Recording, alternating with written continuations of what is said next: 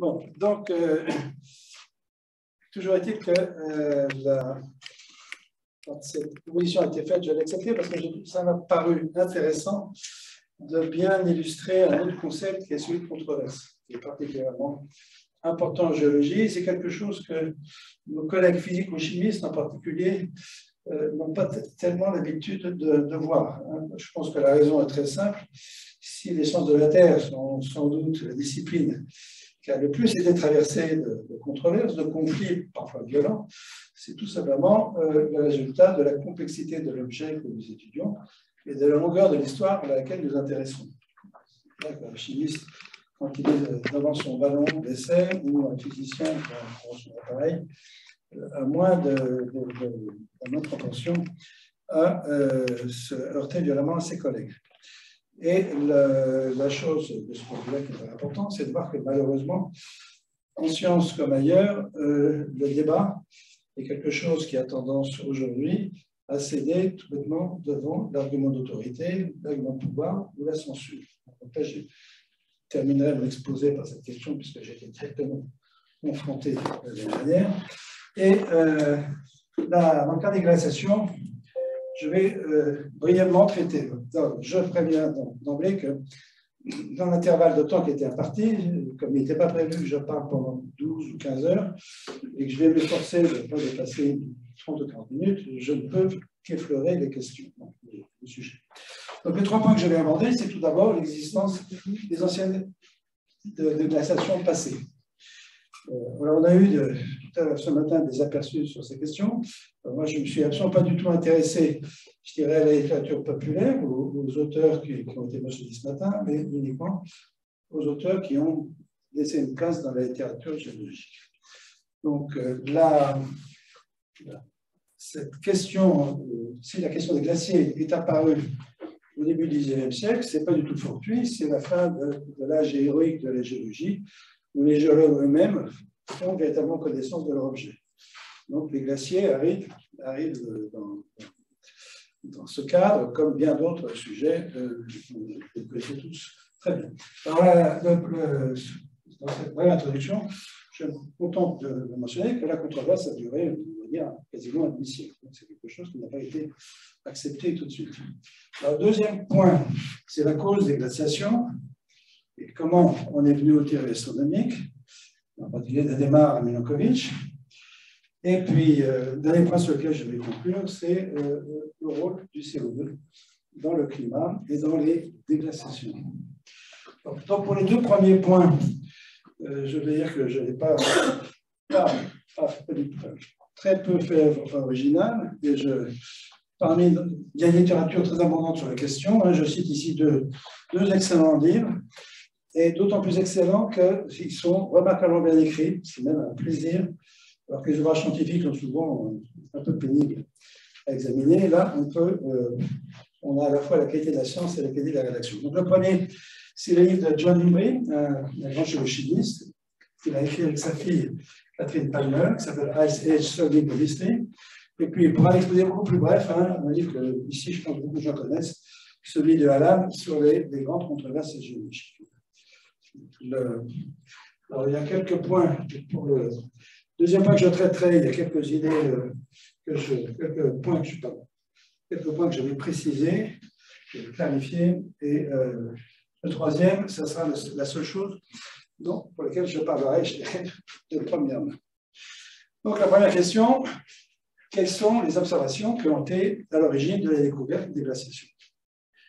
Donc, ici, j'ai une photo que j'ai moi-même prise en Aubrac, où on voit des blocs de basalte sur un substratum granitique. Donc aujourd'hui, évidemment, on n'a pas besoin de grand dessin pour comprendre ce dont il s'agit. Ce qui a été...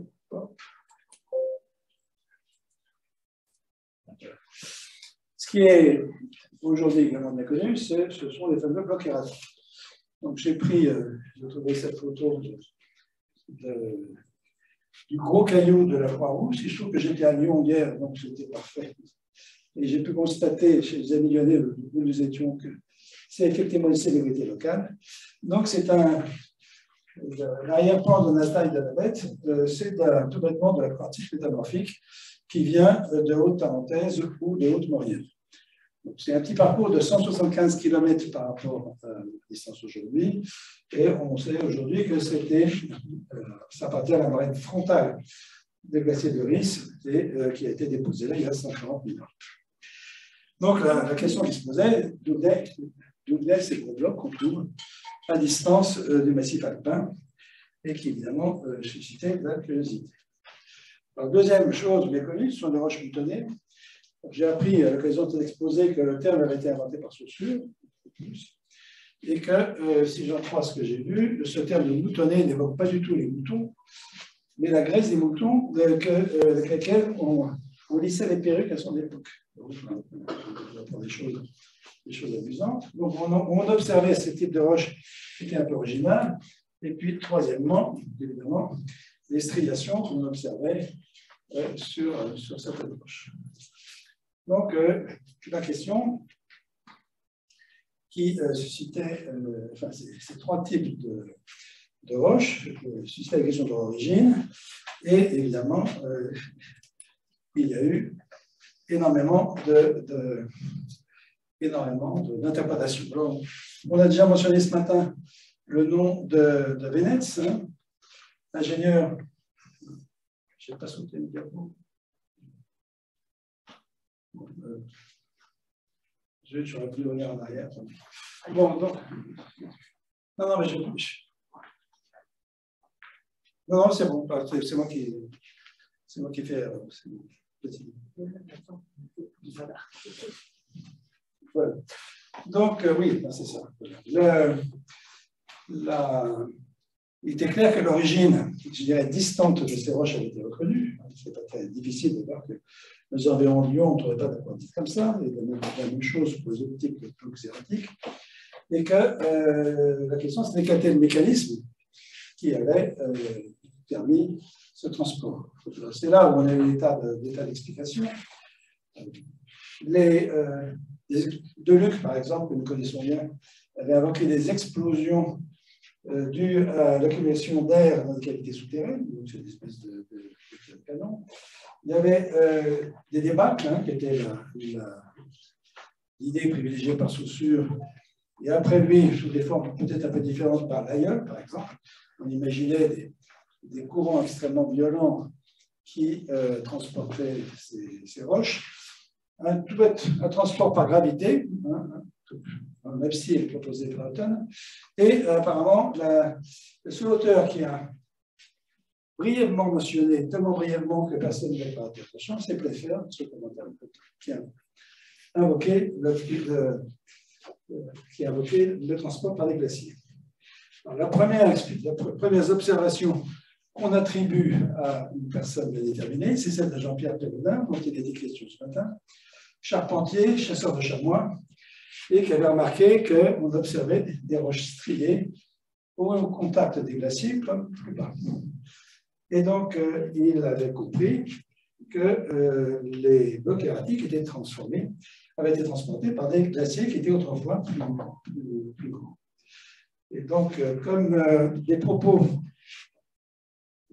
Charpentier, qu'on va rencontrer dans un instant, l'avait rencontré en 1815, et Pérodin l'avait rencontré. Toute notre vallée, jusqu'à une grande hauteur au-dessus de la Drance, est occupée par un vaste glacier qui se prolongeait jusqu'à Martigny, comme le prouvent les blocs de roches qu'on trouve dans les environs de cette ville, et qui sont trop gros pour que l'eau ait pu les amener. Et Charpentier ajoute, dans son ouvrage qu'on va voir dans un instant, qu'il n'avait pas cru un mot de cette histoire et qu'il pensait bien que c'était complètement délirant. Alors, en 1816, un ingénieur, Ignace Venetz, dont il était question ce matin, rencontre Pérodin, et à l'occasion de la purge d'un lac qui avait été formé par une retenue de glace et qui menaçait la vallée en contrebas. Et comme ça a été dit ce matin aussi, Venetz n'a pas eu le temps de mener à bien, il a purgé, je crois, le tiers seulement du lac avant que ça s'est. Donc Venetz, qui était quelqu'un de tout à fait perspicace, a été convaincu par les explications de Pérodin, a poursuivi l'affaire et En l'étudiant d'une façon plus scientifique, il a bien compris qu'en particulier, des moraines qu'on trouvait à distance indiquaient elles aussi l'existence de glaciers bien plus grands, et que ce concept de glaciation était valable non seulement pour la Suisse, mais également pour une grande partie de l'Europe. Donc Venetz a cogité longuement. Il a présenté pour la première fois devant un public scientifique ses idées en 1829, où elles ont été rejetées par quasiment tout le monde. L'exception, c'était Jean de Charpentier, également connu comme ce nom de Johann von en allemand, je ne sais pas comment on prononce de Charpentier, qui était de lointaine origine française, mais qui était originaire de Saxe, et qui était venu en Suisse, après avoir étudié un temps à Paris d'ailleurs, comme directeur des mines de sel de Bex. Et Charpentier, dans son ouvrage, se rappelle la conversation qu'il avait eue avec Pérodin en 1815. Je crois que le brave Pérodin ne fit aller son glacier que jusqu'à Martigny, probablement parce que lui-même n'avait peut-être guère été plus loin. Et quoique je fusse bien de son avis relativement à la possibilité du transport de blocs erratiques pour le moyen de l'eau, je trouvais néanmoins son hypothèse si extraordinaire, si extravagante, même que je ne jugeais pas qu'elle eût la peine d'être méditée et prise en considération. Donc il avait fallu une quinzaine d'années à Charpentier pour qu'il continue à réfléchir et qu'il se rende compte que l'explication de Pérodin était correcte. Donc Pérodin était un ami d'école d'Agassiz, et Agassiz était lui-même hostile à cette idée de transport par les glaciers, et en tentant une chose pas si rare que ça, en tentant de convaincre son ami Charpentier de la fausseté de l'idée qu'il avait acceptée, il a lui-même été convaincu. Et il est devenu un tel propagandiste de l'affaire qu'il s'est fâché avec Charpentier, parce que Charpentier l'a accusé d'avoir un peu trop poussé, tiré la couverture à pied. Voilà. Et puis, d'autant plus que les deux futurs examinés ont écrit un traité sur la question, et que Agassiz l'a publié un an avant Charpentier. Donc, il a en quelque sorte préempté la publicité. Donc, les études sur les glaciers, Agassiz publia Le Châtelet en 1840, et l'essai sur les glaciers et sur le terrain erratique du bassin du Rhône en 1841. Ces deux livres sont téléchargeables en Afrique sur Internet aujourd'hui grâce à Gallica et Google. Donc là, évidemment, Agassiz n'a pas besoin d'être décrit ici. C'est quelqu'un qui était à la fois entreprenant et persuasif. Et donc, les deux auteurs ont donné évidemment une crédibilité à la théorie des glaciers que Venetz lui-même n'aurait pas pu assumer. Donc, le débat a été lancé. Tous les géologues que nous connaissons ici, Böfling, Lyell, Ramsay, Dana aux États-Unis un peu plus tard, s'y sont mêlés. Et Agassiz avait poussé quand même aussi le bouchon un peu trop loin, en prétendant que la calotte glaciaire s'étendait de l'Arctique jusqu'à l'Amazonie, ce qui est un peu grand, et il avait postulé que cette glaciation était antérieure à la surréaction des Alpes. Donc c'était évidemment des idées qui gênaient un peu l'adoption générale. D'autre part, Bonnebourg, dont on a parlé ce matin, avait un peu repris les idées de Luc, et lui pensait que ces blocs erratiques étaient projetés avec la force de boulets de canon, tout simplement à la suite de leur situation élevée dans les Alpes. Donc, alors pour les Alpes, si j'ai bien compris, un accord était quand même.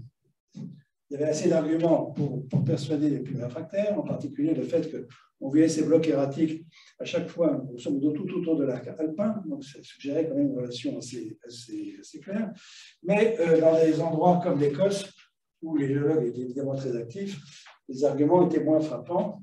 Et puis d'autre part, il y avait on pouvait, pour expliquer la striation de roches moutonnées, on pouvait dire que c'était tout bêtement les eaux qui s'écoulaient sous les glaciers et qui transportaient des pierres et des choses capables de provoquer ces caractéristiques. Et puis il y avait un autre problème, c'est qu'on trouvait également des fossiles marins dans ces blocs erratiques ou dans les débris des glaciers.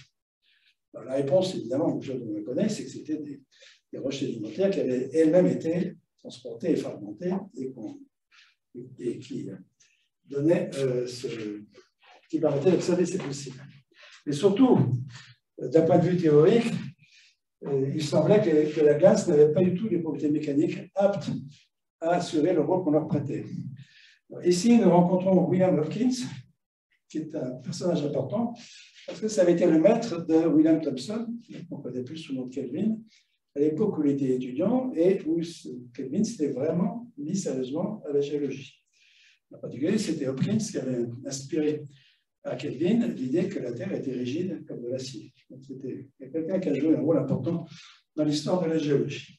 Et donc, en 1841, Hopkins écrit que la théorie glaciaire, dans son application au transport des blocs, à travers Senmoon, c'est un lieu en Écosse, implique de telles absurdités mécaniques que l'auteur, lui, donc, le considère totalement incapable de retenir l'attention de la Société géologique de Londres.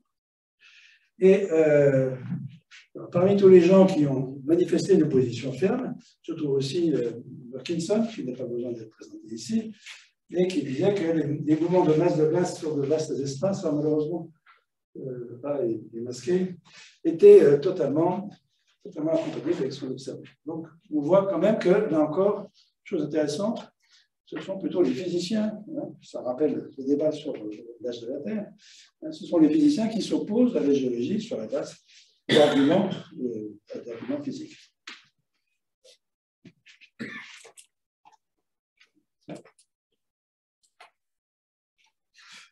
Et alors, pour clore l'affaire, il y a une histoire bien connue de tous les gens qui s'intéressent aux glaciations. Charpentier, qui dans son ouvrage, j'ai fait une erreur, c'est 1841-1856, qui raconte: j'ai rencontré encore dans d'autres parties de la Suisse des montagnards qui croient également à une plus grande extension des glaciers dans les temps anciens et qui leur attribuent aussi le transport des blocs erratiques. Lorsqu'en 1834, je passais par la vallée de Hasli et par celle de Lungen pour assister à Lucerne de la réunion de la Société helvétique des sciences naturelles, je joignais sur route de Brunig un bûcheron de Bierringen. Je liais conversation avec lui.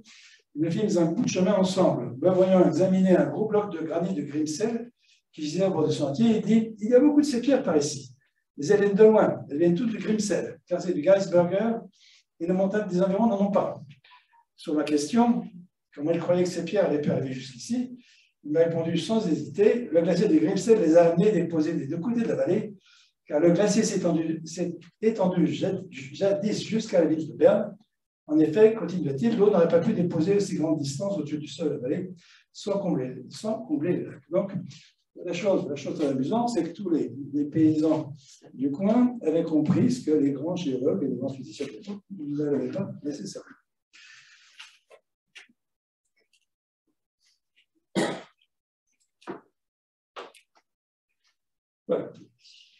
Voilà. C'est dans les années 1870, donc plus de 50 ans après les observations de Perrodin, que la théorie glaciaire s'est imposée finalement, que les géologues, évidemment, ont continué à examiner les choses, ont distingué plusieurs épisodes de glaciation, en particulier, et les subdivisions locales ou générales, Mindel et Riesburg, que des corrélations ont commencé à être faites entre les Alpes, la Sibérie, l'Amérique du Nord, et qu'un tableau finalement plus général et plus précis a été établi par les mesures isotopiques, dont je vais dire un mot dans un instant. Avant de passer au point suivant, je noterai que, comme c'est aussi le cas en histoire des sciences, un point qui a eu un peu de mal à être établi, et ensuite, après ça, utilisé de manière un peu indiscriminée. Et je mentionne ici aux idées défendues par notre ancien collègue Bruce à Orsay, et à son école, qui voyait dans les mégablocs du Cantal un transport par les glaciers, parce que tout bêtement, l'importance des effondrements de flanc des volcans n'avait pas encore été reconnue. Donc on voit très bien qu'il faut savoir s'arrêter à temps quand on applique une idée. Enfin, le point important, c'est que tous ces gens-là se sont opposés, mais ils l'ont fait de façon courtoise et scientifique, et ça a permis à la situation d'être clarifiée. La catastrophe, tu peux remonter en arrière? Voilà, là c'était bon. Donc, une fois que les glaciations ont été reconnues, évidemment, la question s'est posée de savoir à quoi elles étaient dues. Donc, on a évoqué ce matin la place des glaciations dans la littérature. Il y a une image que j'aime bien, c'est celle de l'Astronomie populaire de Camille Flammarion, qui décrit la mort thermique de l'univers, où vous le voyez peut-être sous le rebord et sa tactite, un couple en pleine étreinte, réduit au squelette, hein. Surprise par le froid, la dernière famille humaine a été touchée du doigt de la mort, et bientôt ces ossements seront ensevelis sous la sueur des glaces éternelles. Donc, si on ne croit ce qu'on nous raconte, c'est pas ce soir-là qui nous est destiné, mais donc, si on remonte un peu loin dans le temps, on s'aperçoit que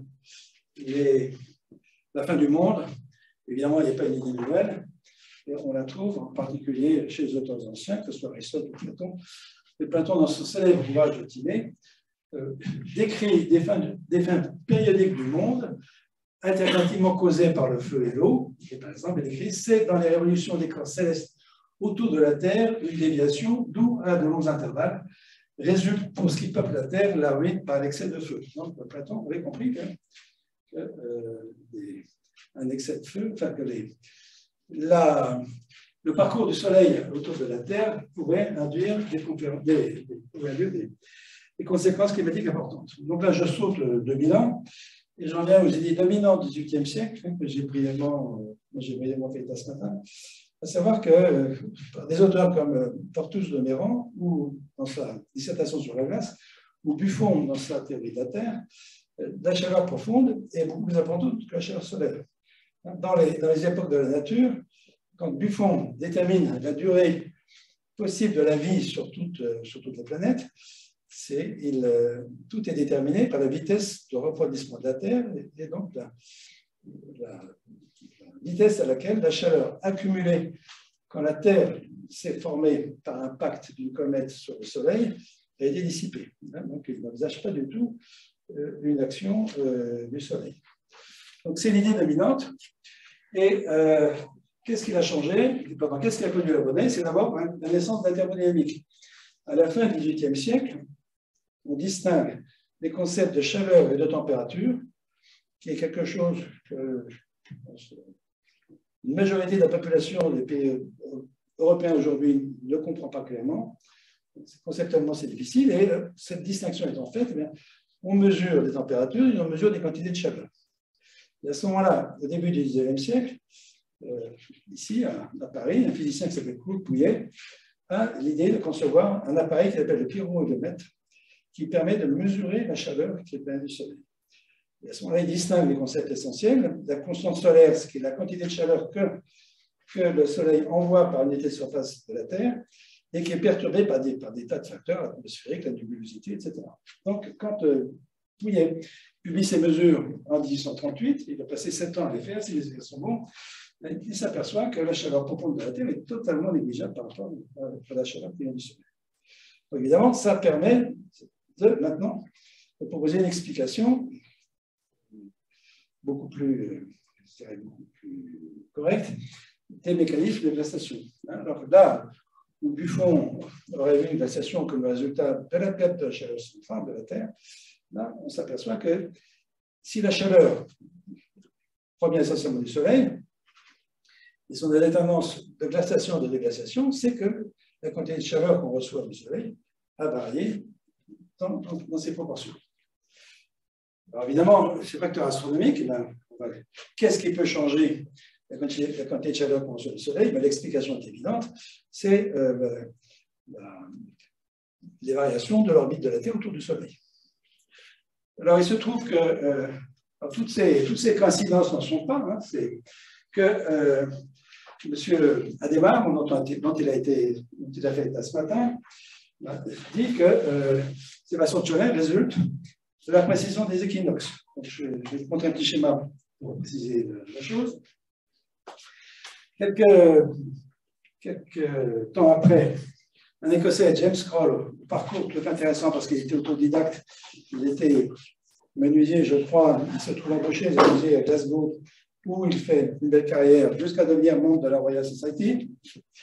lui tire profit du fait que Le Verrier, en 1840, peu de temps auparavant, avait calculé les variations d'excentricité de l'orbite terrestre. Et donc, Kroll utilise la théorie de Le Verrier pour expliquer les origines des glaciations et pour contraindre aussi, c'était un aspect aussi important de son livre, de son travail, pour intervenir dans la controverse sur l'âge de la Terre. En disant, si je suis capable de décompter le nombre de glaciations, si je connais la durée des glaciations, ça va me donner une idée de l'âge de la Terre. Et puis, les choses, après ça, ont connu leur forme aboutie avec Milankovitch, qui publie son premier article en 1812, qui a continué à travailler pendant une trentaine d'années sur les questions, et qui, lui, s'est livré à des calculs à la main, ou à des calculs, d'une ampleur absolument vraisemblable. C'est un travail qu'aujourd'hui, absolument personne ne serait capable de faire. Donc, Milankovitch, il combine les trois idées. Un, ces variations d'orbite terrestre sont dues à la pression des équinoxes, aux variations d'excentricité et aux variations de l'inclinaison de l'écliptique. Donc, pour expliquer ça, il vaut mieux se placer dans un repère géocentrique. Le mouvement de la Terre autour du Soleil, c'est évidemment le même que le mouvement du Soleil autour de la Terre. Donc, c'est parfaitement différent. Donc, alors, la précision d'équinoxe, c'est quoi? C'est dû au fait que la Terre n'est pas sphérique. Elle a à peine un bourrelet équatorial, elle est aplatie. Et donc, comme l'axe de rotation de la Terre est incliné par rapport à l'écliptique, la force d'attraction que la Lune et principalement exerce sur la Terre induit un mouvement de toupie. Et donc, l'axe de la Terre a un mouvement de toupie avec une période d'environ 26 000 ans autour de la Terre. Et alors, comme cet axe change, l'installation à la quantité de chaleur reçue par la Terre varie en fonction de l'inclinaison de cette écliptique. La Terre serait une boule de billard, il n'y aurait pas le moindre effet, mais comme la Terre est hautement hétérogène, avec 70% de surface couverte par l'eau, 30% par les continents et une prédominance des continents de l'hémisphère nord, ces effets sont liés à la tendance latine. D'autre part, deuxième facteur, le plan d'écliptique, donc le plan dans lequel le Soleil se met autour de la Terre, ne fait pas un angle constant avec cet angle cet angle. Il varie 22,1 à 24,5. À l'heure actuelle, cet angle est de 23,5 degrés, avec une période de 41 000 ans. Et puis, troisième facteur, c'est que l'écliptique, le mouvement annuel du Soleil autour de la Terre ou de la Terre autour du Soleil, n'est pas un cercle, mais c'est une ellipse dont l'excentricité varie. Et si l'excentricité varie, c'est-à-dire que la distance du Soleil à la Terre varie elle aussi. Alors, tout s'est fait avec une période principale d'environ 100 000 ans. Je dis bien période principale parce que les mouvements dans le détail sont plus compliqués que ça. On a des sous-périodes. Et si on veut faire un calcul quantitatif de ces effets, les choses deviennent sacrément compliquées. D'autre part, la question qui se pose aussi, c'est que si on veut intégrer, si on voulait faire un calcul complet de l'insolation reçue par le Soleil, ça veut dire qu'il faudrait calculer la quantité de chaleur reçue par l'ensemble de la Terre à tout moment. À l'époque de Milankovitch, c'était évidemment totalement infaisable, même encore aujourd'hui, personne ne le fait. Donc la question qui s'est posée, c'est de savoir à quel moment la chaleur qu'on recevait de la Terre était le plus important. Et donc à ce moment-là, on a choisi une période, et Milankovitch, de ce point de vue-là, a fait un choix qui est quasiment respecté encore aujourd'hui. Ce qui compte, c'est l'insolation à l'équinoxe de printemps à une altitude de 60 degrés nord, ou 65. Donc à ce moment-là, on peut avoir quelque chose qu'on peut représenter en une seule dimension. Donc la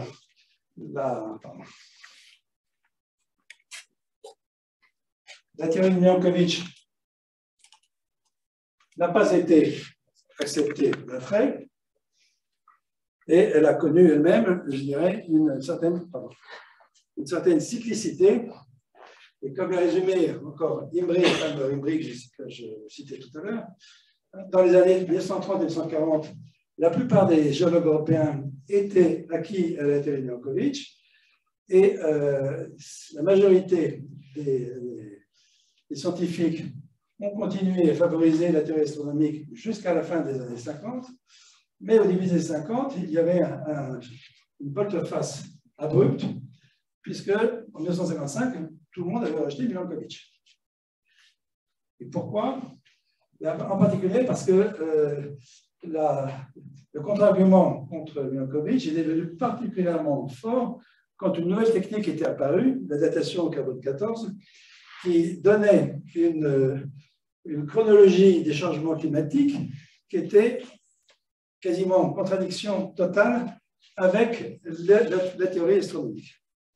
Ici, ce qui est intéressant, c'est que l'on trouve non seulement une alternance entre acceptation et rejet, et que le rejet est nourri par l'apparition de nouvelles techniques en qui, évidemment, on ne peut prêter qu'une grande confiance. Alors, il a fallu attendre une célèbre étude de Hayes, Imbri, Lemem et Shackleton en 1976 pour démontrer qu'effectivement, Milankovitch avait raison. Et c'était une étude de carottes de sédiments marins où la composition isotopique de l'oxygène était en accord, enfin les variations étaient en accord avec la théorie de Milankovitch. Alors là, si on remonte un peu dans le temps, tout ça s'était fondé sur la paléothermométrie isotopique, telle que Urey l'avait fondée en 1947, suivant laquelle le partage d'isotopes d'oxygène 16O et 18O entre l'eau et des carbonates en particulier dépendait de la température. Donc ces compositions isotopiques sont des paléothermomètres. Donc la chose amusante, c'est que cet article célèbre a été publié au moment où des craintes ont été émises sur un refroidissement global. Alors là, je cite ici juste le titre d'un article du New York Times du célèbre journaliste scientifique Walter Sullivan, que l'AGU, au nom duquel l'AGU a nommé son prix de vulgarisation scientifique, et les scientifiques se demandent pourquoi le climat mondial est en train de changer et un refroidissement majeur est étendu. C'est une controverse qui a fait la une de la presse, donc basée sur 70. Contrairement à ce qu'on raconte aujourd'hui, il y a bien eu une crainte de refroidissement. Et le fondement théorique de cette crainte, c'était que la théorie de Milankovitch, évidemment, prévoit à partir du moment où on a affaire à des phénomènes périodiques, des périodes de chaudes doivent nécessairement succéder des périodes froides. Et d'autre part, comme on le verra dans un instant, depuis 800 000 ans, les périodes chaudes sont beaucoup plus brèves que les périodes froides. C'est pour ça qu'aujourd'hui, on dit que nous sommes en un interglaciaire et dans la durée est déjà tout à fait significatif. Donc là, ce qui a changé le tableau, c'est qu'à ce moment-là, on a commencé à se poser des questions à propos du CO2. Donc l'idée, c'était, ah oui, mais là, tout le CO2 qu'on rejette dans l'atmosphère va éviter ce refroidissement et va causer aujourd'hui, comme on dit, de sérieux problèmes. Je note au passage que les simulations climatiques, simulations informatiques du climat auxquelles on prête tellement d'attention, ont vu le jour pour des raisons militaires. C'est dans le contexte de la guerre froide, donc dans les années 50, que le Pentagone a voulu savoir si une façon d'embêter les Russes n'était pas de modifier le climat. Et donc, ça, il fallait être capable. C'est un aspect qui n'est jamais mentionné, mais qui est tout à fait réel. Donc, le Pentagone a subventionné ces études, et c'est comme ça que les simulations climatiques ont démarré. Pardon?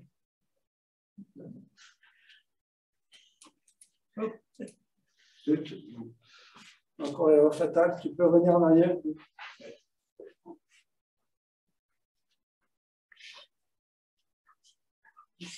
Encore? Non, là tu avances. Oui. Encore? Encore? Oui. Voilà. Voilà, si on peut baisser un peu. Bon.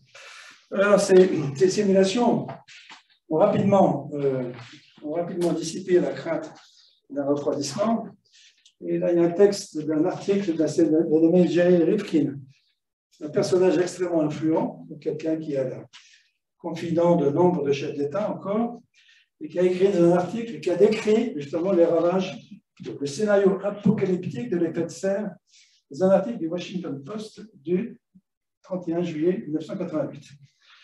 Donc, M. Rifkin décrit la Terre telle qu'elle sera en 2035. Donc, c'est presque demain. Hein. Donc, de 88 à 2022, si je calcule bien, ça fait 35 ans.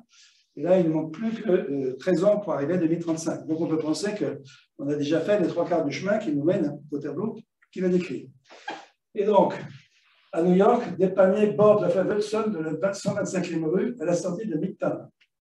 Phoenix, dans l'Arizona, et on est sa 3e semaine de température supérieure à 130 degrés, donc ça fait à peu près 45 degrés. Et le projet de couvrir la ville de dôme climatisée est toujours inachevé. Alors là, Hollande, c'est pas compliqué, elle est sous les eaux.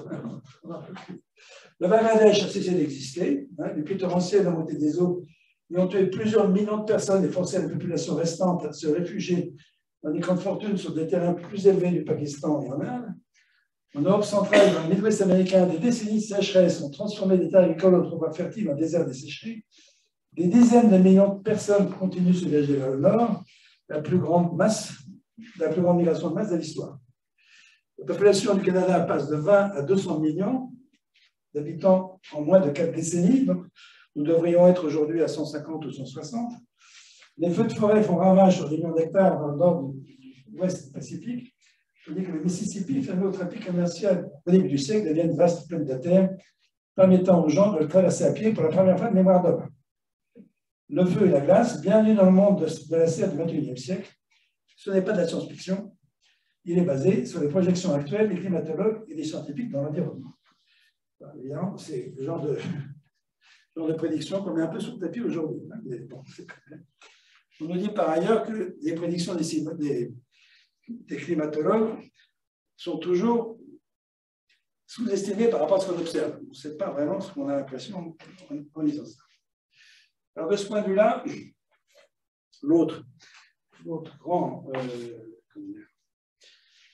grande chose qui a contribué au débat climatique, ce sont les analyses de glace en Antarctique et du Groenland en particulier.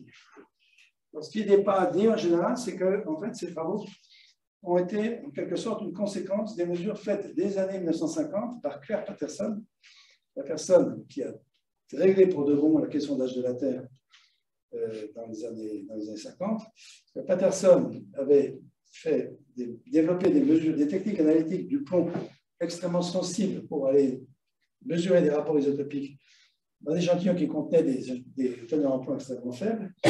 Patterson était une espèce de croisé d'environnement. Il a entrepris une croisade contre le plomb, et c'est lui qui est à l'origine du bannissement de plomb de l'essence. Et en particulier, pourquoi? Parce qu'il est allé mesurer. Il a eu l'idée du fait que le plomb tétraéthyl que l'on mettait dans l'essence se diffusait dans tout l'environnement et était emporté par des vents jusqu'au pôle. Et donc, il a fait, dans les années 50, il a débuté des analyses de composition isotopique de plomb, et il a pu montrer, d'après leur composition isotopique, que c'était bien, ça prenait bien d'essence et non pas de ressources naturelles.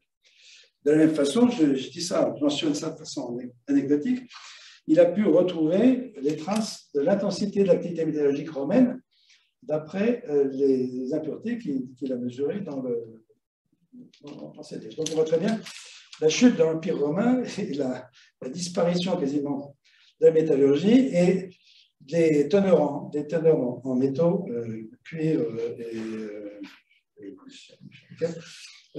qui retrouvent leur niveau romain au XVIIe siècle seulement. Donc, je pense que c'est à Patterson qu'il faut attribuer la paternité de ces mesures.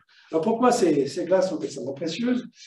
D'abord parce qu'en Antarctique, la nivosité est extrêmement faible, ça se compte en millimètres et non pas en décimètres. Donc on a accumulation de la neige se compacte avec le temps, et en se compactant avec le temps, on a une mesure. Les climatologues ont fait développer des techniques extrêmement précises et fiables pour dater une neige d'après la profondeur à laquelle on vient la carotter. Donc on a l'âge in situ. D'autre part, on peut mesurer avec les techniques de microanalyse les rapports isotopiques deutérium, hydrogène et oxygène 18, oxygène 16 des échantillons en fonction de la profondeur. Et par les méthodes par des méthodes de paléothermométrie extrêmement astucieuses, déterminer la température à laquelle la neige s'est déposée. Et puis, dernière chose, enfin non, il y a encore bien deux choses qu'on peut mesurer. Quand la neige se compacte, elle enferme de l'air sous forme de petits pores qu'on peut considérer étanches et ne se rééquilibrant pas avec l'atmosphère, et ce qui permet, encore avec cette technique de précision incroyable, de mesurer des teneurs, en particulier en CO2 et en méthane début. Donc, on a quelque chose d'assez unique. Il n'y a pas une seule autre technique qui permet de déterminer en fonction de l'âge la température et les concentrations en ces deux gaz à effet de serre. Donc, et en particulier, ça permet de regarder si ces variations de gaz et température en particulier sont cohérentes avec notre habitude.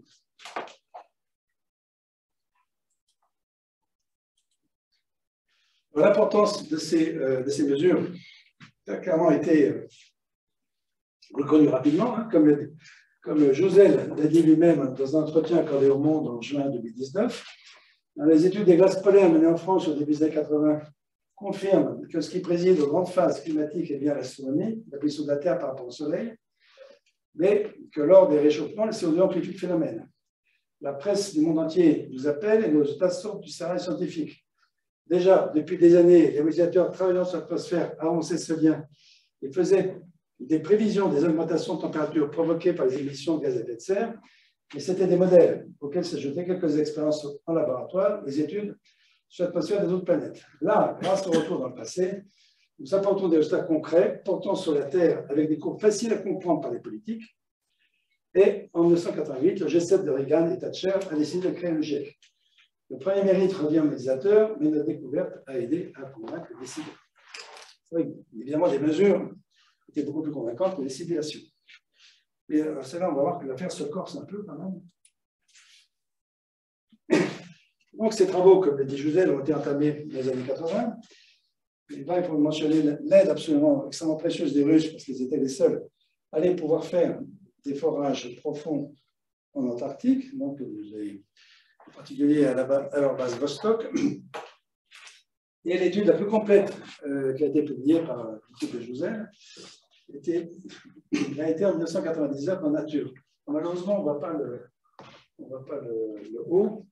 Alors là, c'est la principale figure de leur article. Qu'est-ce qu'on voit ici en fonction de l'âge, d'aujourd'hui à 420 000 ans, des teneurs en CO2,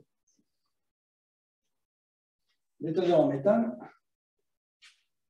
l'insolation, ici, calculée à partir de la théorie de Milankovitch, et là, les températures. Plus encore là, les variations de composition isotopique. Et donc, au-dessus, vous avez la correspondance âge, profondeur de la carotte. Alors, ce qui est dommage, c'est que les trois lignes de haut de graphe ne sont pas visibles. Parce que quand on lit bien cet article,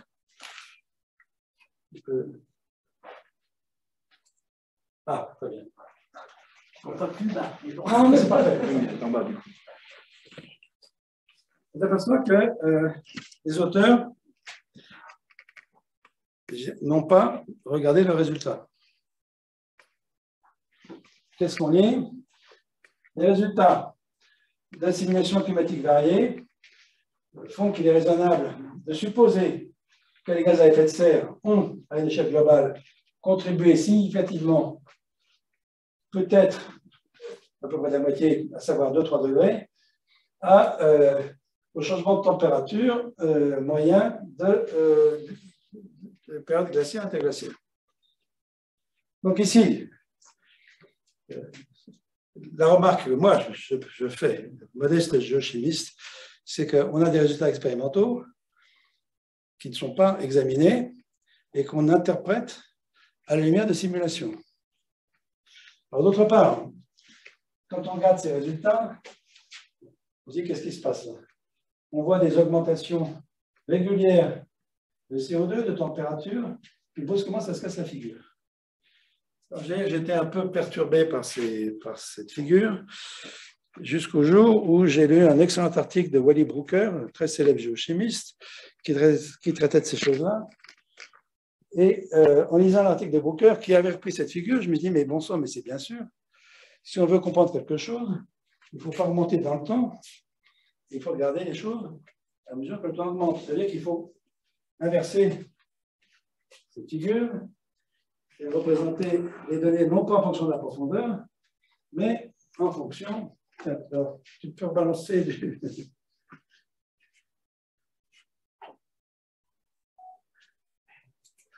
Voilà.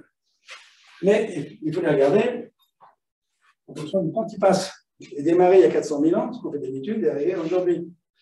Et là, qu'est-ce qu'on voit? Brusquement, ce qui était incompréhensible de la présentation originelle devient, à mon sens, évidente. Qu'est-ce qu'on voit? Alors ici, j'ai supprimé, j'ai dégradé le CO2 et la température. Qu'est-ce qu'on voit? On voit des augmentations extrêmement rapides de température et de CO2. Alors, tellement rapide, alors là, la question a été discutée. Beaucoup de gens ont voulu montrer que le CO2 précédait les températures. Alors d'abord, ça n'a pas été confirmé expérimentalement, et autrement, c'est absurde. Parce que si on a une variation de chaleur du Soleil, le Soleil ne peut pas agir directement sur le CO2. Le Soleil ne peut agir sur le CO2 que via la température. Un peu de thermodynamique élémentaire dit que la chaleur, c'est quoi? C'est le produit de température et d'une entropie, et que c'est l'entropie qui est envoyée par le Soleil qui fait monter la température et qui peut ensuite induire des variations de CO2. Il n'y a aucun moyen de faire monter le CO2 à partir de la chaleur reçue par le Soleil. Ça, ce serait une violation grave des principes de la thermodynamique. Et puis ce qu'on voit, c'est qu'après ça, les températures diminuent et le CO2 aussi. Alors, chose intéressante, si on s'intéresse, il y a une technique. Quand on fait, ce qu'on a ici, c'est l'équivalent d'un spectre que l'on a dans l'état de mesure, le spectrométrie Raman, Brillouin, etc.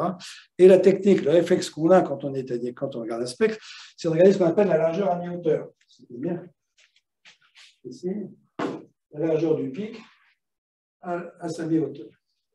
Et là, qu'est-ce qu'on voit?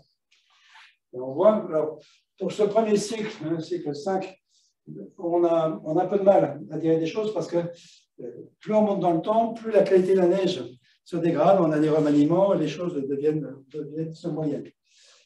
Néanmoins, on voit ici que la largeur à mi-hauteur du CO2 est 2 fois plus grande que celle de la température. Là, on voit ici qu'on a 16 000 ans, 23 000 ans, 7 000 ans, 14 000 ans, 15 000 ans, 23 000 ans. Et ici, on est quelque part encore dans l'antique. Alors, chose qui est très intéressante, on s'aperçoit que la différence entre les deux est exactement la même. À chaque fois, on a 7 000 ans. Là, on a 23 000 ans, une différence de 7 000 ans. Là, on a 14 000 ans, on a aussi une différence de 7 000 ans. Alors, on a 3 cas seulement, mais ça paraît quand même difficile de penser que c'est fortuit.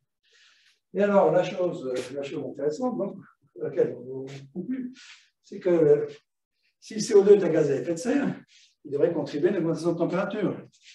À partir du moment, un gaz à effet de serre important.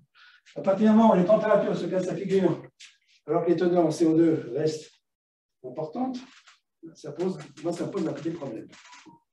D'autre part, quand on regarde en plus des choses avec un peu plus de détails, on s'aperçoit qu'on a ici des pics de température, on a 2 pics de température, là, et on a un seul pic de CO2. C'est-à-dire que là, la température augmente, diminue, augmente, et CO2 nous montre une seule chose. Ce n'est pas très cohérent pour moi. Si CO2 est des gaz à effet de serre, on devrait plutôt avoir le contraire. Et on retrouve ça dans chacun de ces cycles, ici, là, là. Et quand on regarde en plus de détails, on s'aperçoit que quand on regarde les variations d'insolation en haut du graphe, on s'aperçoit qu'on retrouve ces doublets de température et ces cinglets de CO2 à chaque fois quand on a des configurations de Milankovitch particulières.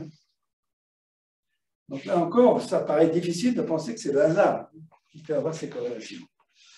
Donc là, c'est clair que non seulement le CO2 ne précède pas les températures, et c'est plutôt que le CO2, les variations de CO2 sont induites par les variations de température. Alors, le cycle du CO2 est extrêmement compliqué, puisque le CO2, a une solubilité très, très importante dans l'eau, via les équilibres acide-base, CO2 plus H2O donne H2CO3. H2CO3 donne HCO3- plus CO3- et HCO3- donne CO3- plus CO2-. Et que par ailleurs, ces ions carbonates, évidemment, sont impliqués dans un rôle biologique extrêmement important, puisqu'ils constituent la coquille de tous les organismes. Donc, on a des constantes de temps, des choses extrêmement compliquées, qui font que quand on met beaucoup de CO2 dans l'eau, eh bien, il faut aussi beaucoup de temps pour le faire partir. Je ne rentre pas plus dans les détails. Donc ça, alors, l'idée dominante, c'est qu'effectivement, on ne peut pas supposer que le CO2 et les augmentations de CO2 précèdent les augmentations de température. L'idée, c'est qu'on a fait une rétroaction.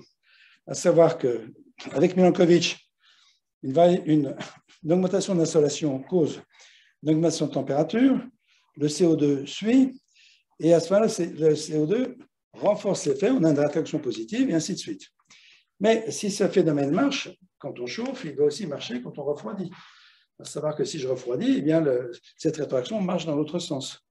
Or, on ne la voit pas. Donc moi, ça m'amène à dire qu'il y a un sérieux problème avec le CO2 comme ça, le gaz à effet de serre. Et peut-être l'argument pour moi, le plus probant, c'est celui des variations de méthane. Donc ici, on reprend les températures, ce sont les mêmes courbes que tout à l'heure, et là maintenant, on met les concentrations en méthane. Qu'est-ce qu'on voit? Ben, on voit qu'on a exactement les mêmes variations. Aux erreurs près, en particulier, vous voyez, les largeurs et les hauteurs sont les mêmes.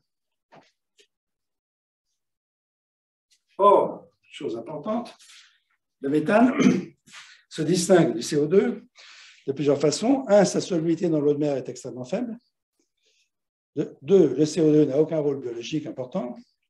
Et trois, qu'est-ce que je dis? Le méthane. Il faudra effacer ça de la vidéo. Hein. Et trois, d'où vient le méthane? Le méthane, c'est un produit d'activité biologique. Et on sait que le méthane, il faut se rappeler que le méthane a été découvert par M. Volta à la fin du XVIIIe siècle, et c'est ce qu'on appelle le gaz des marais. Et qu'évidemment, l'activité biologique est d'autant plus forte que le climat est chaud, et on considère que le méthane est essentiellement produit dans les milieux tropicaux. Donc là, à partir du moment, si le CO2 est un gaz à effet de serre significatif, on devrait avoir une corrélation, quelques corrélations avec les concentrations en méthane. Parce que si le CO2 provoque une augmentation de température, le méthane doit suivre. Or, on n'a pas la moindre corrélation entre le méthane et le CO2. En revanche, le méthane réagit tout de suite aux augmentations de température, et comme il ne participe pas au grand cycle biologique, au contraire du CO2, sa concentration tombe tout de suite. Il a une durée de vie qui est bien connue dans l'atmosphère, qui se compte en dizaines d'années et non pas en milliers. Donc là, on a quelque chose qui contredit radicalement l'influence, enfin, à mon sens, l'influence prêtée au CO2. Donc, moi, ce que je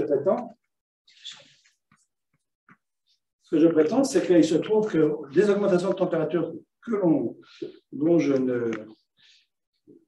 veux absolument pas nier ou discuter, actuelles, ne sont pas dues au CO2. À quoi sont-elles dues? Il y a des tas de paramètres qui ont été envisagés, variation de l'activité solaire et autre chose. Et ce que je dis, c'est qu'on a juste une coïncidence qui est analogue à celle qu'on pourrait avoir ici. Évidemment, là, j'avoue que j'ai un peu trop agité le chiffre rouge sur le nez des taureaux, mais une chose amusante, c'est la dérive du pôle magnétique. Vous savez que le pôle magnétique dérive, et ce qu'on observe ici, c'est sa variation en fonction du temps. Or, entre 1900 et 1980, il a varié autant qu'entre 2000 et 2020. Donc, on a une accélération manifeste. Et alors, une chose très intéressante, entre 1900 et 1980, et entre 2000 et 2020, la teneur en CO2 de l'atmosphère a augmenté de 40 ppm. Donc, je peux prétendre que la variation du pôle magnétique est due à l'augmentation de CO2 de l'atmosphère. Si je dis ça, évidemment, vous me traitez pour un fou et vous aurez raison. Il n'y a aucune raison de penser que... Mais c'est simplement le fait qu'on a la même situation, on a une corrélation, mais comme chacun sait, corrélation ne signifie pas causalité. Donc, Alors, en d'autres termes, oui, là, il manque une lettre. En d'autres termes, je pense que dans l'histoire du CO2, on a un raisonnement circulaire. On postule que le CO2 a un effet sur le climat, mais quand la température augmente, eh bien, on démonte le rôle du CO2. Donc là, ça m'a rappelé un texte bien connu de Macron, l'encyclopédiste romain du 5e siècle, dans son commentaire sur le son de Scipion. Donc, il a fait des considérations sur des choses qui sont tout à fait analogues au mécanisme de rétroaction invoqué dans la théorie classique du climat. Ils ont vraiment insolubles sur les causes liées par des connexions mutuelles et réciproques. Il fait que l'une crée l'autre et qu'elles naissent réciproquement l'une de l'autre ne sont jamais libérées de prise de leur association naturelle. Tels sont les liens dans lesquels la nature enserre la Terre. La conclusion, c'est par de tels liens que la nature a retenu la Terre fermement. Si tous les corps sont portuels, c'est parce que, étant située au milieu, elle est immobile. Si elle est immobile, c'est parce qu'elle est tout en bas. Elle ne pourrait pas être tout en bas, puisque tous les corps se portent sur elle. Un exemple tout à fait classique de raisonnement circulaire, et j'ai l'outre cuidance de penser qu'on est à peu près dans une situation. Ah, tu peux revenir en arrière? Voilà. Alors, Buffon est un auteur que j'apprécie beaucoup, et il a quelqu'un qui n'aurait jamais rien lu de Buffon devrait être pétri d'admiration pour la perspicacité qu'il a montrée dans le premier discours de son histoire naturelle, où il a décrit les inconvénients longtemps lorsqu'on veut appliquer la géométrie de calcul des sujets de physique trop compliqués.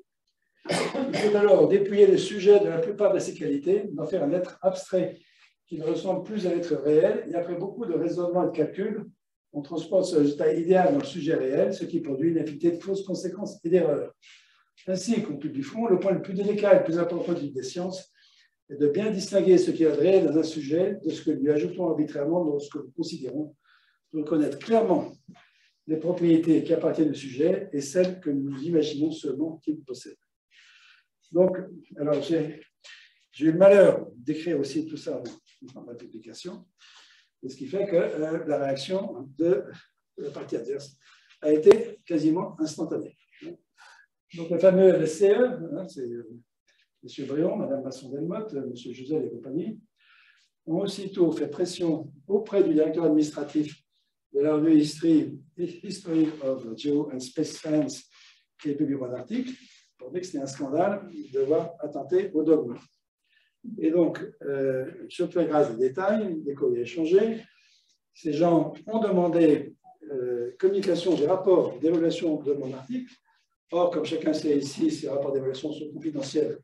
Ils ne peuvent pas être diffusés sans l'accord de l'auteur. Et d'autre part, avec des pressions que je ne pourrais décrire entre quatre yeux, ils ont fait pression sur la revue pour que, enfin, grosso modo, ils ont dessaisi le rédacteur en chef de toute responsabilité, avec menace de supprimer la revue s'il l'interdisait, pour qu'une révélation a posteriori de mon article soit faite. Alors, des choses très drôles qui avaient été parmi les arguments qui avaient été invoqués pour déclencher cette procédure, figurait le fait que je n'étais pas climatologue professionnel et que je ne collaborais pas avec l'équipe de Jouzel. Encore un beau exemple. Alors, d'autre part, que toutes les considérations d'histoire des sciences, parce que j'ai aussi fait des longs développements sur l'absurdité totale de la notion de consensus. Tout ça, ce n'était pas pertinent pour la revue. Bon, je fais grâce des détails. Et alors ici, d'autre part, ça, c'est les instructions de Copernicus pour toutes les revues. Donc, les éditeurs doivent éviter des situations de conflit d'intérêts dans lesquelles des relations personnelles pourraient affecter les opinions. Donc, ça veut dire qu'on ne peut pas travailler, on ne peut pas évaluer des articles de collègues, etc.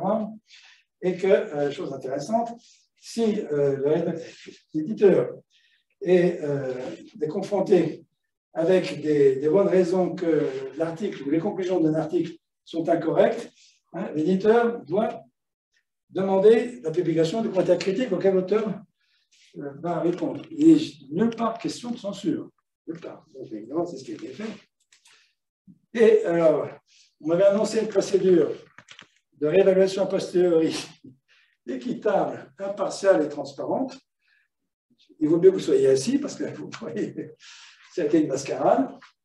Cette révélation a été menée par Jean-Claude Duplessis, un géochimiste tout à fait éminent, mais membre du même laboratoire que Jouzel, Petit et les autres, et qui s'était fermement prononcé sur la théorie anthropique du réchauffement, en écrivant en 2017, soyons clairs, la seule façon sérieuse d'atténuer le réchauffement climatique, c'est de réduire les émissions de gaz à effet de serre, il n'y a pas d'autre, toutes les autres, c'est du baratin.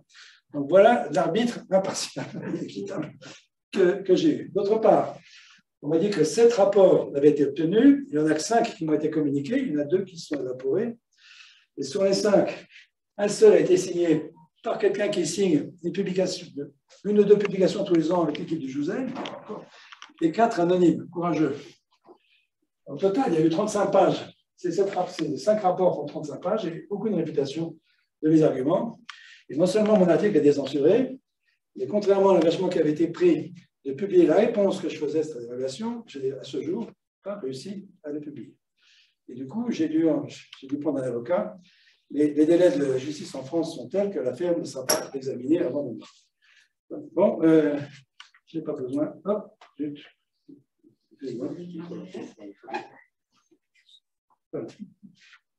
D'autre part, je tiens à dire que ma position n'est pas du tout isolée. Je ne suis pas Copernic face à l'obscurantisme réel. Il y a des tas de gens qui ont publié avant moi des choses qui sont tout aussi contradictoires que ce que je viens de dire. Il se trouve que, pour différentes raisons, c'était approprié de me taper dessus. Je me borne à montrer ici, de résumer les choses en présentant un paramètre qu'on appelle la sensibilité climatique. Les climatologues admettent que les effets du CO2 suivent une voie logarithmique. De la même façon qu'on définit la radioactivité par une demi-vie, on définit l'effet du CO2 par cette sensibilité qui est l'augmentation de température moyenne globale de la Terre consécutive à un doublement de la teneur en CO2. Et alors, à l'heure actuelle, comme vous le savez, tout le monde se bat pour limiter à 1,5 degré ce fameux réchauffement. Donc, ça veut dire que tout le monde se place, tout le monde considère ce type de valeur. Vous voyez que des dizaines d'articles, et chose intéressante, la droite de régression de ces mesures a tendance à diminuer, et que des tas de gens ont publié des études tout à fait sérieuses indiquant une sensibilité climatique extrêmement faible, donc un effet très faible du CO2. Évidemment, tout ça, c'est masqué par cette notion complètement bidon de consensus. Je vais terminer. Alors,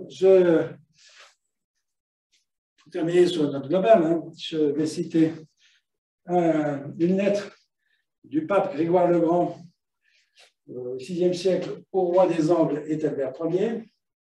À l'approche de la fin du monde apparaissent nombre de phénomènes menaçants qui ne s'étaient pas produits antérieurement: changement de climat, phénomènes terrifiants dans le ciel, intempéries contraires à l'ordre des saisons, guerre, famine, épidémie, tremblement de terre.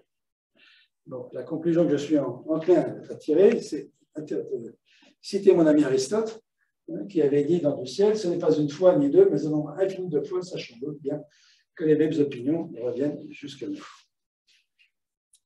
Hop.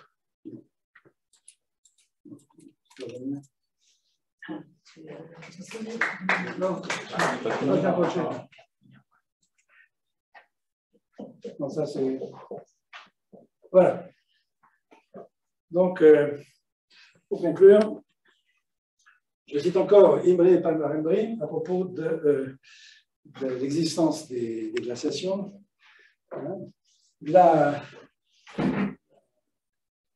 L'idée que les blocs erratiques étaient les dépôts d'un grand déluge était tellement bien ancré qu'aucun des géologues éminents du début du XIXe siècle était capable aucun des pionniers Perrodin et compagnie, Vénète, étaient capables de faire accepter leurs idées.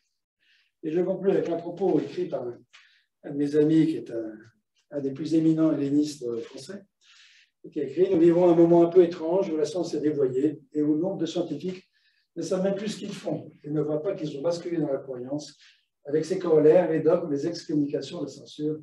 La discussion est devenue impossible, la raison mise au service des passions. » Et malheureusement, on l'a vu aussi à l'occasion d'autres crises comme celle du Covid, où on s'est retrouvé confronté face à ce genre de situation. Voilà, merci.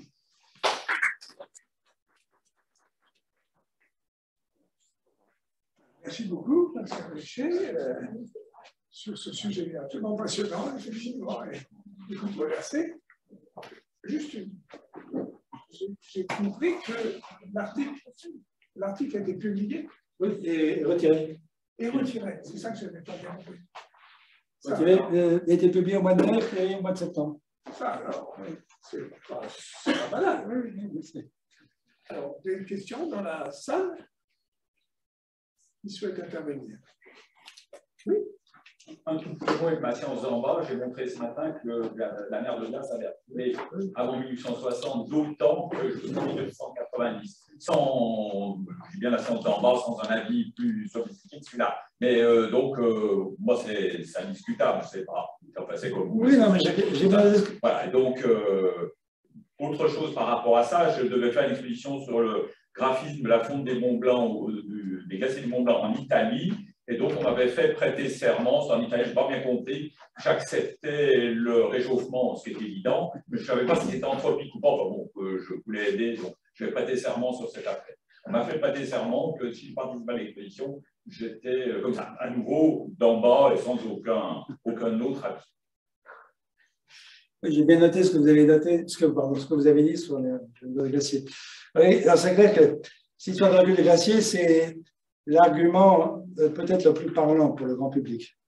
Mais alors, comme beaucoup de gens savent sans doute ici, ce qui est drôle, c'est que ce recul des glaciers, qui est absolument inédit, met au jour des vestiges archéologiques ou des vestiges pas. Il y a quelques mois, à la frontière franco-italienne, on a découvert un fort italien qui avait été construit pendant la guerre de 14. Et on doit en conclure que les Italiens faisaient des forts sous-glaciaires, sans doute, ce qui était pour se protéger. Et bon, c'est partout pareil. Bon, la question de la glacier est très compliquée, en fait. Et alors, il y a une autre chose, je mentionnais ça à midi. Au début du XXe siècle, il y a eu un grand débat entre Termier et Kilian à propos du recul important des glaciers qu'on avait constaté à cette époque. Et je crois que c'est Kilian disait c'est fini, il n'y aura plus de glaciers. Et Termier disait non, calmez-vous, ça va revenir. Bon, un tout petit mot d'en bas. Les glaciers sont une très mauvaise intégration du climat. Donc, c'est massivement utilisé pour la population. Ça frappe l'afflux de la mer de glace. Mais entre réchauffement et glacier, c'est un lien évident, mais c'est un lien qui est totalement variable. Il y a deux choses bien différentes. Hein. Il y a glacier et glaciation. Oui, c'est ça. Moi, je parle que de la taille des glaciers. Ce qui est utilisé tous les jours, et taille des glaciers et climat, c'est évident qu'il y a un lien, mais ce n'est pas aussi direct qu'on l'imagine. Donc moi, j'ai demandé à mes adversaires qu'ils expliquent pourquoi je me trompe dans mon interprétation. Ils ont toujours noyé le poisson en tournant à côté, avec des arguments un peu ad hominem. Je retranscris une question, remarque. Oui. J'essaie de voir accès ici. Remarque de Luc Moreau. On sait que c'est le phytoplancton qui fait augmenter ou diminuer le CO2 dans l'atmosphère lors des glaciations et interglaciations. Algor s'était trompé. C'est la température qui augmente d'abord quand on zoome sur les courbes, 800 ans plus tôt, et ensuite le CO2 dans l'atmosphère. Mais aujourd'hui, notre CO2 est additionnel à tout cela et amplifie l'effet de serre naturel, bien sûr. Bon, si j'ai bien compris, c'est l'argument qu'on m'oppose, qui revient in fine à dire que le CO2 anthropique n'est pas le même que le CO2 naturel. Si le CO2 naturel n'est pas un puissant gaz à effet de serre, je ne vois pas pourquoi le CO2 anthropique l'est. Bref. Non, il y a peut-être un effet vicieux, c'est-à-dire que ne peut-on pas imaginer que les cycles astronomiques et l'augmentation de température qui leur est liée fait augmenter le CO2, qui lui-même amplifie le phénomène. Non, justement, c'est ce qu'on ne voit pas dans les corrélations, dans la comparaison CO2-température, on ne voit absolument pas. Le mécanisme de rétroaction qui est invoqué n'est pas dans la figure. Et comme je l'ai dit, moi, ce qui est pour moi le plus surprenant, c'est que ces mesures, je dis bien, sont absolument extraordinaires. le travail de carottage dans des conditions extrêmement difficiles a été mené à bien. Je dis bien grâce aux Russes. Maintenant, les Européens veulent de leur proposer de ce point de vue-là. Athlétiquement, le travail qui a été fait, c'est absolument exceptionnel. Mais il n'y a pas eu, à mon sens, parce que j'ai toujours demandé à mes doctorants, quand on fait une mesure, et même, tu regardes les mesures, et indépendamment de tout ce que tu sais, tu regardes ce que ces mesures indiquent. Alors, ça n'a pas été fait. Il y a eu des mesures à la base Concordia, franco-italienne, en Antarctique, Oui. et qui ont confirmé les cycles de Milankovitch. Oui, mais ça, on est en plein. Bon, je n'ai pas développé l'affaire, mais on est en plein dans Milankovitch. Et alors, ça, c'est ma compagne Rosaria, oui, qui est directrice du musée d'Antarctique à Sienne, qui dit que ça se corrèle bien, en effet, et vous connaissez la question, mais qu'il y a une envolée du CO2 qui sort de cette tendance récente de l'ère industrielle. Il y a des gens qui proclament que les augmentations de CO2 de l'atmosphère qu'on a à l'heure actuelle sont 100% naturelles. Je ne crois pas à ça. Oui, voilà. C'est clair. Mais ce que je dis, c'est que, alors d'autre part, évidemment, je n'ai pas du tout voulu parler de la théorie de l'effet de serre. D'une part, c'est un peu compliqué.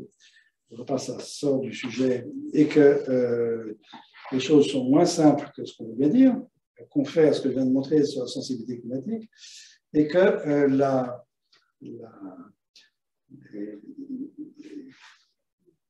tout ce que j'ai lu sur la question dit que l'effet du CO2 va diminuer à mesure. C'est bien ce qu'exprime la sensibilité climatique. Hein. Si je double la quantité en CO2 et que j'ai toujours la même augmentation de température, ça veut bien dire que plus je mets de CO2, plus l'effet sera relativement faible par rapport à auparavant. Si j'ai le même effet en passant de 200 à 400 ppm et de 400 à 800 ppm, ça veut dire que ça plafonne.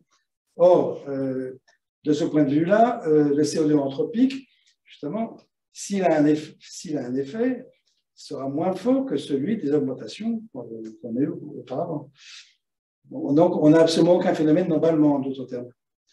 Et que si on a, je me fais l'avocat du diable, hein, je dis ici, supposons qu'effectivement, on a pris 1 degré en passant de 200 à 400 ppm, on prendra un seul degré en passant de 400 à 800. Or, on est encore loin d'arriver à 800. D'autre part, que les choses soient claires, contrairement à ce que pensent certaines personnes, dont M. Bréon en particulier, je n'ai absolument aucune motivation politique. Je n'ai moi-même aucun conflit d'intérêt. Je suis le pauvre gars tout seul. Et, quand on regarde le site du LSCE, ils ont, je ne sais plus combien, 160 doctorants. Ça nécessite quand même des moyens que je n'ai jamais eus. Hein. Bon, et d'autre part, c'est bien clair que quand je me suis lancé dans cette affaire, je ne pouvais prendre qu'une chose, c'est plein de trucs dans la figure. Je dis bien que j'y suis allé peut-être un peu fort, hein, mais on ne change pas, je suis comme ça. Je suis franc, et j'aurais aimé qu'ils répondent éventuellement sur le même ton. Alors que la censure est quelque chose qui est... moi, je suis de ce point de vue-là très traditionnel. Je pense que la vérité naît du débat. Et que quand on n'est pas d'accord, on se rencontre autour d'une table, on discute, et on échange les arguments. Mais là, d'une certaine façon, on est dans la culture boucle. Hein, tu n'es pas d'accord avec moi, mais tu fermes ta gueule. Alors, les questions. Attendez, prenez un micro. Prenez un micro. À défaut de pouvoir être publié pour l'instant, est-ce que vos travaux sont accessibles sur Internet? Qu'est-ce que vous voulez dire là? Le papier retiré, il existe encore. Ah, on le trouve encore, oui, c'est facile. Oui, il a été traduit en anglais, en français, en allemand, etc. Il est sur Internet? Oui, on trouve. Enfin, il faut avec une recherche, je suppose. Enfin, moi-même, il se trouve que j'étais beaucoup trop occupé par cette controverse. Là, depuis 3 mois, mes autres projets ont pris un sacré coup. Mais je viens m'y remettre. Je ne suis pas du genre à baisser. Je suis au contraire plutôt stimulé par la diversité. Donc, ce n'est pas forcément un bon plan de leur part. Oui, finalement, le dernier rapport du GIEC qui prend en compte le méthane. Oui, justement. Et je dis le méthane. Oui, mais je n'ai pas voulu être trop long, hein, mais ici. Non, mais l'argument du méthane est simple. Quand on regarde ces mesures, le gaz à effet de serre serait le méthane. les variations concomitantes du méthane et de la température sont parfaitement en accord avec le mécanisme de rétroaction invoqué par la théorie officielle. Sauf qu'on a des teneurs en métal qui sont incomparablement plus petites que celles qu'on a aujourd'hui, et que si le méthane était effectivement un gaz, là c'est un raisonnement pas l'absurde, si le gaz était effectivement un effet de serre, on aurait 10 degrés de plus aujourd'hui, donc c'est QFD. Donc exit la méthane aussi. Sur Zoom, une remarque et une question. Merci, cher professeur, pour vos efforts et pour ces informations très utiles. Jusqu'à présent, 8 périodes glaciaires ont été détectées.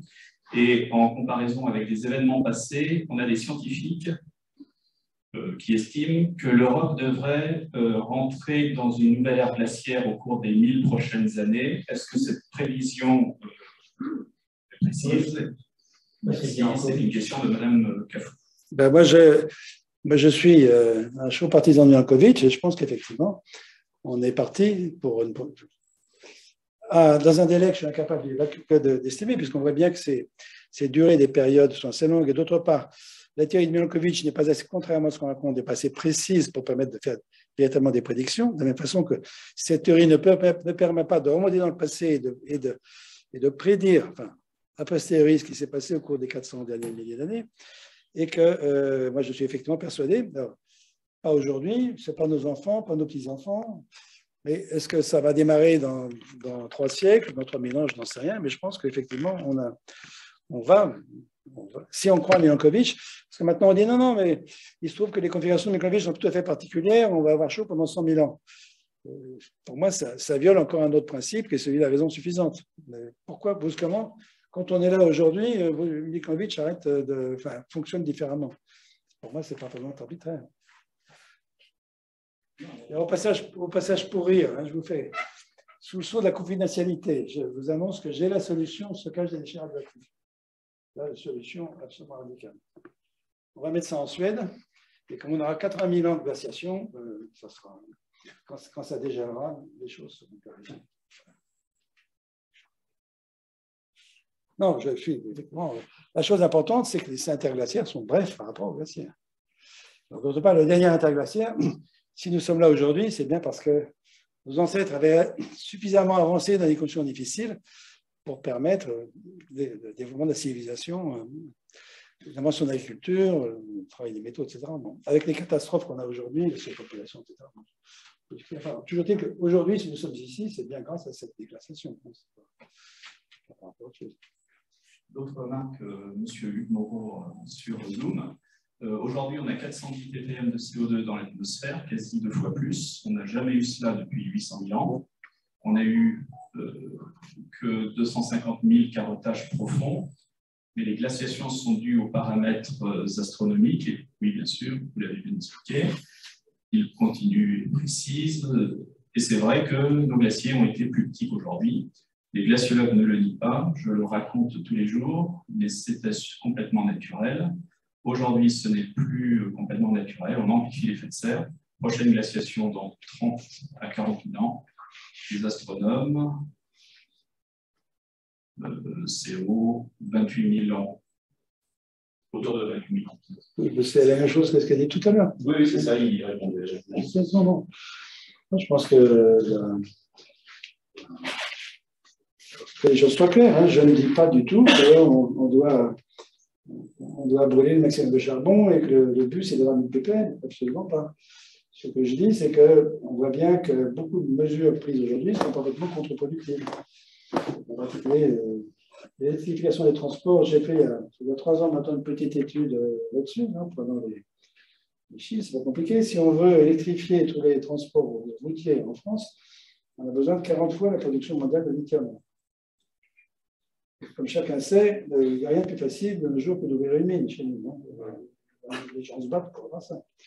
Donc, et que la France, aujourd'hui, c'est pas grand-chose par rapport. Donc, c'est pas faisable. Et non seulement c'est pas faisable, mais les dépenses d'énergie et les émissions de CO2 liées à la fabrication des batteries font que, grosso modo, on ne récupère même pas ça pendant le cycle de saison d'une voiture.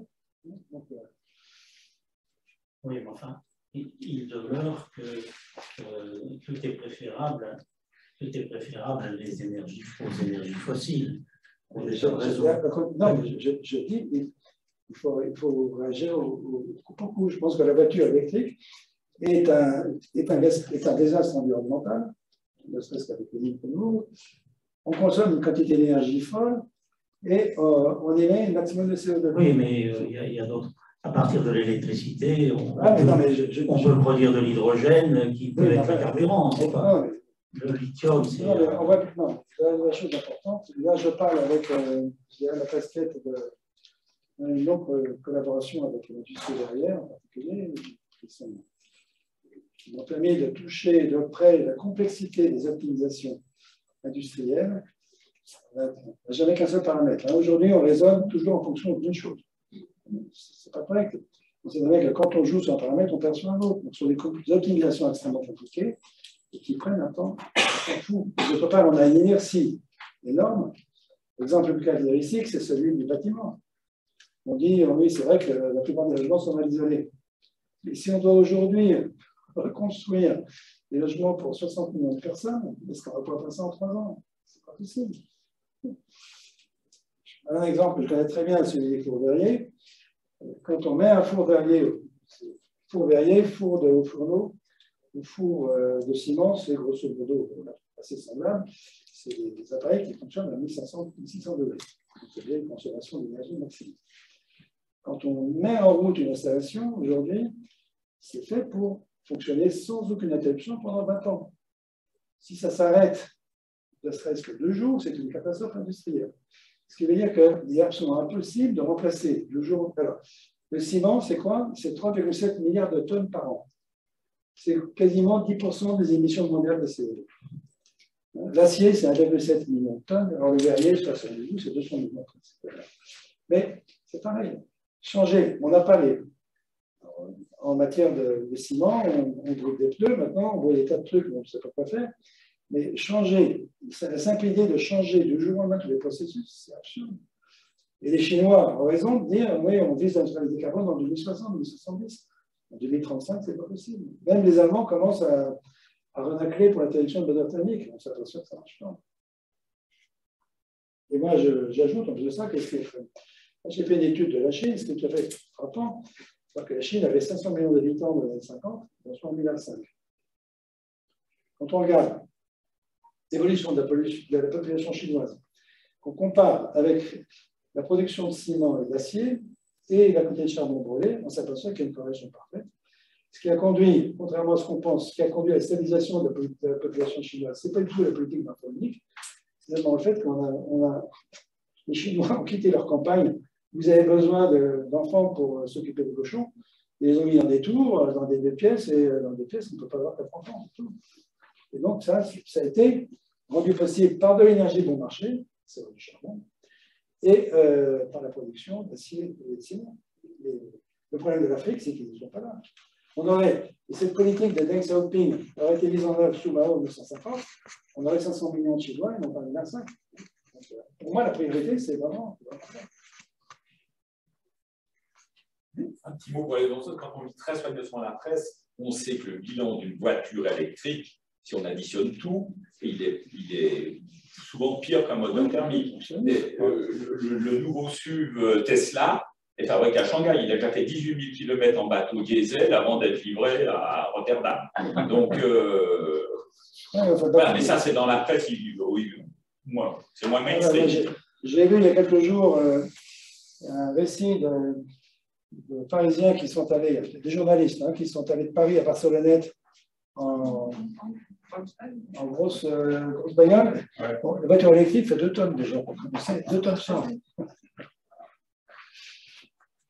Avec une autonomie, alors les gens découvrent aujourd'hui que la force électromotrice d'une batterie décroît quand la température diminue. Grande découverte. Encore un petit mot pour aller dans votre sens. Vous avez vu qu'il y a eu la catastrophe dans le nord-est américain et que les gars qui avaient une Tesla ont dû se réfugier dans le groupe Dodge à côté de diesel pour ne pas geler, puisqu'il faisait moins 25 et que les gens allaient mourir. Oui, ben le jour où on aura 500 voitures coincées sur l'autoroute en voiture électrique, rien que pour les sortir de là, ça va être coton. On va mettre des cabines chauffées au bord. Bien, écoutez, merci en tout cas, Pascal, pour Encore une dernière question, parce que je pense que Françoise hier doit nous faire un exposé encore. Oui, bon. Si c'est mal, vas-y. Ah bon, alors, si ton article a été publié, Oui. il a été retiré quelques mois plus tard. Ça veut dire que la revue, elle a enlevé ton article. Et toutes les statistiques, etc. Bon. Et donc, qui est-ce qui a menacé la disparition de la revue? Qui a menacé? Attends, je te pose la question, c'est qui sont tes opposants, c'est-à-dire, la question. Est-ce que c'est un consensus, des croyances, ou est-ce qu'il y a des intérêts matériels? Grosso modo, j'ai toutes les raisons de penser que c'est le LSCE, le laboratoire de Joseph. Ça veut dire quoi, LSCE? Laboratoire des sciences du climat et de l'environnement, je crois. C'est-à-dire qu'ils ne recevraient plus de financement? Quel est l'enjeu? Ah ben non, ils avaient déjà fait. Copernicus éditeur a déjà supprimé il y a 15 ans une revue parce qu'il publiait des choses qui ne plaisaient pas. Donc ils ont dit au rédacteur en chef, voilà, c'est nous qui prenons les choses en main, sinon. Et d'autre part, comment dire, je n'ai jamais été contacté directement. J'ai été en contact par l'intermédiaire du directeur administratif de la revue. C'est ça qui est étonnant quand même. Ce qui est encore plus étonnant, c'est que vous n'avez pas cherché à discuter les arguments. Non, on ne discute pas. Est-ce que tu discutes? Bon, je crois que la Terre est plate, hein, et qu'elle a 6000 ans. Est-ce qu'elle a discuté avec moi? Tu es d'accord? Donc c'est le consensus, c'est des croyances. Oui, c'est pour ça que la notion de consensus, c'est un point que j'ai aussi longtemps pas mal développé dans mon article. La notion de consensus n'a pas la moindre valeur scientifique. Alors petite question. De quand date le mot consensus et quel est son premier sens? Le mot consensus est apparu à la fin du XIXe siècle. J'ai chez moi le Larousse en 7 volumes de 1907, je crois. Il y a 3 mots sur le consensus. Le consensus, c'est un terme de physiologie. Le consensus, ça veut dire l'accord général des fonctions des différentes parties du corps. J'ai été très surpris quand j'ai découvert ça il y a quelques temps, parce que je pensais que c'était introduit. C'est un terme qui n'a pas sa place en science. En science, on est d'accord. Et cette notion, ce que j'ai trouvé très intéressant, c'est qu'on voit bien comment la notion de consensus, elle est imposée à coup de trick. Bien, écoutez, affaire à suivre en tout cas. On va passer maintenant à la